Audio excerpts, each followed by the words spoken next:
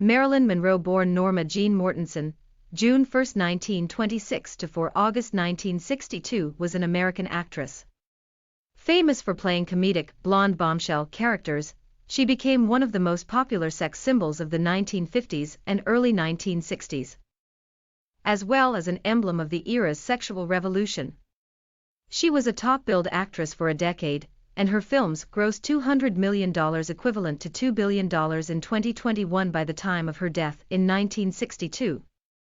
Long after her death, Monroe remains a major icon of pop culture. In 1999, the American Film Institute ranked her 6th on their list of the greatest female screen legends from the golden age of Hollywood. Multiple film critics and media outlets have cited Monroe as one of the best actors never to have received an Academy Award nomination. Born and raised in Los Angeles, Monroe spent most of her childhood in a total of 12 foster homes and an orphanage. She married at age 16. She was working in a factory during World War II when she met a photographer from the First Motion Picture Unit and began a successful pin-up modeling career, which led to short-lived film contracts with 20th Century Fox and Columbia Pictures.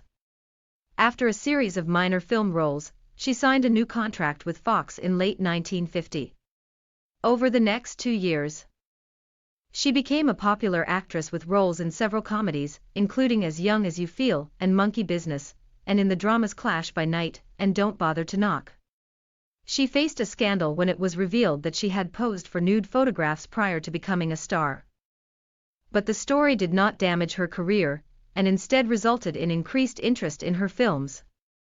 By 1953, Monroe was one of the most marketable Hollywood stars. She had leading roles in the film Noir Niagara, which overtly relied on her sex appeal, and the comedies Gentlemen Prefer Blondes and How to Marry a Millionaire, which established her star image as a dumb blonde.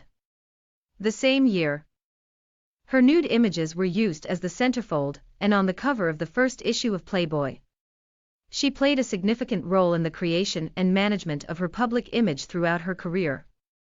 But she was disappointed when she was typecast and underpaid by the studio. She was briefly suspended in early 1954 for refusing a film project, but returned to star in the 7-year-itch 1955. One of the biggest box office successes of her career. When the studio was still reluctant to change Monroe's contract, she founded her own film production company in 1954. She dedicated 1955 to building the company, and began studying method acting under Lee Strasberg at the Actors Studio. Later that year, Fox awarded her a new contract, which gave her more control and a larger salary. Her subsequent roles included a critically acclaimed performance in Bus Stop 1956, and her first independent production in The Prince and the Showgirl 1957. She won a Golden Globe for Best Actress for her role in Some Like It Hot 1959, a critical and commercial success. Her last completed film was the drama The Misfits 1961. Monroe's troubled private life received much attention. She struggled with addiction and mood disorders. Her marriages to retired baseball star Joe DiMaggio and to playwright Arthur Miller were highly publicized, but ended in divorce. During her final months, Monroe lived at 12305 Fifth Helena Drive in the Brentwood neighborhood of Los Angeles. Her housekeeper Eunice Murray was staying overnight at the home on the evening of August 4, 1962. Murray woke at 3 a.m. on August 5 and sensed that something was wrong. She saw light from under Monroe's bedroom door but was unable to get a response and found the door locked. Murray then called Monroe's psychiatrist, Ralph Greenson, who arrived at the house shortly after and broke into the bedroom through a window to find Monroe dead in her bed. Monroe's physician, Hyman Engelberg, arrived at around 3:50 a.m. and pronounced her dead. At 4:25 a.m., the Los Angeles Police Department was notified. Monroe died between 8:30 p.m. and 10:30 p.m. On August 4, the toxicology report showed that the cause of death was acute barbiturate poisoning. She had 8 mg per milligrams per 100 milliliters of solution chloral hydrate and 4.5 mg of pentobarbital nembutal in her blood, and 13 mg of pentobarbital in her liver. Empty medicine bottles were found next to her bed. The possibility that Monroe had accidentally overdosed was ruled out because the dosages found in her body were several times the lethal limit. The Los Angeles County Coroner's Office was assisted in their investigation by the Los Angeles Suicide Prevention Team, who had expert knowledge on suicide. Monroe's doctors stated that she had been prone to severe fears and frequent depressions, with abrupt and unpredictable mood changes, and had overdosed several times in the past, possibly intentionally.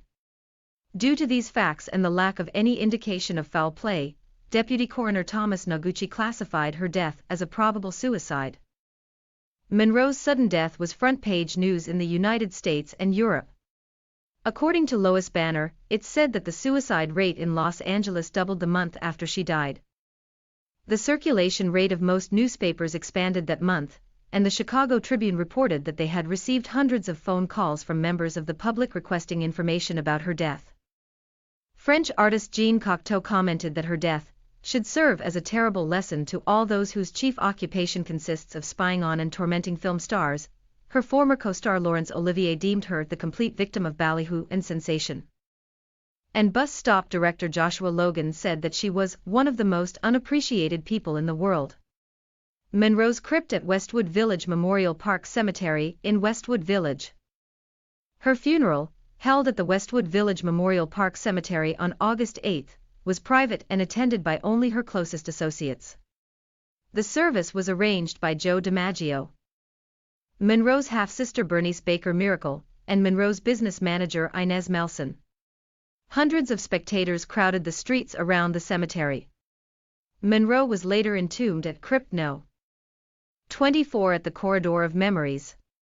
In the following decades, several conspiracy theories, including murder and accidental overdose, have been introduced to contradict suicide as the cause of Monroe's death.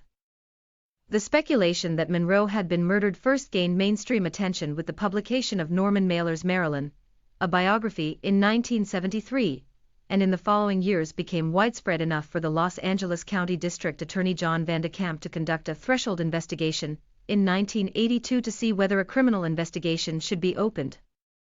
No evidence of foul play was found.